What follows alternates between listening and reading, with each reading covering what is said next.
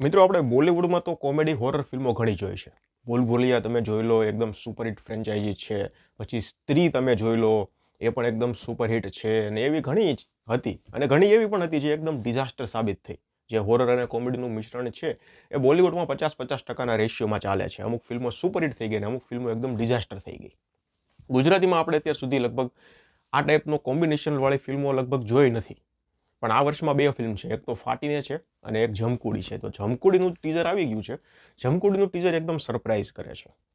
તમે આમ ટીઝર જે આવ્યું છે, એ ટીઝર તમે જુઓ તો તમને પહેલાં તો એમ લાગે કોઈ બોલિવૂડની ફિલ્મનું ટીઝર છે.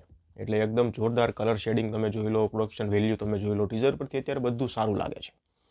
અને કોન્સેપ્ટ તમે હું કહું તો આપણે ભૂલ ભુલૈયા છે અને સ્ત્રી છે અને એને એવી વાઇબ આવી રહી છે અત્યારે.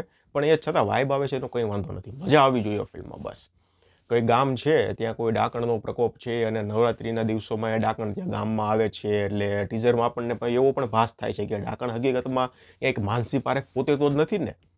જેમ સ્ત્રીમાં કેમ શ્રદ્ધા કપૂર લાગતી હતી એમાં આમાં એવું લાગે છે. પછી હવેલીઓ બતાવેલી છે તો એમાં પાછો ભૂલ ભુલૈયા જેવી વાઇબ આવે છે. એટલે જે હોય ગુજરાતીમાં અત્યાર સુધી આપણે આવું નથી જોયું. મજા આવશે જોવાની. ટીઝર પરથી તે લાગે છે પ્રોડક્શન વેલ્યુ પણ ફિલ્મની જોરદાર લાગે છે અને અમુક 2-3 હોરર સીન એવા બતાવેલા છે જે ચીપ નથી લાગતા. બાકી ગુજરાતીમાં જુઓ કે પછી કોઈ ડેઇલી સોપમાં તમે જુઓ ને હોરર સીન એટલે એકદમ ચીપ લાગે તમને.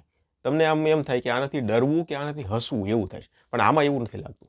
આમાં જે રીતે હોરર સીન 1-2 શોટ બતાવેલા છે ફક્ત આમ કહો ને 1-1 સેકન્ડ અડધો સેકન્ડના છે.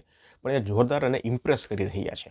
અને બીજીએમ જે ટીઝરમાં સંભળાઈ રહ્યું છે એ પણ જોરદાર છે. હોરરને એકદમ સૂટ કરે એવું બીજીએમ છે. એટલે જોઈએ હવે ફિલ્મનું ટ્રેલર આવી જશે. લગભગ આવતા મહિને જ આવી જશે. 31 મેના રોજ ફિલ્મ આવે છે એટલે મે મહિનાના સ્ટાર્ટિંગમાં પહેલા વીકમાં લગભગ ફિલ્મનું ટ્રેલર આવી જશે. ટીઝર પરથી લાગે છે ફિલ્મ ઇમ્પ્રેસ કરશે. ટ્રેલર પરથી ખબર પડશે આપણને કે ફિલ્મની સ્ટોરી શું છે.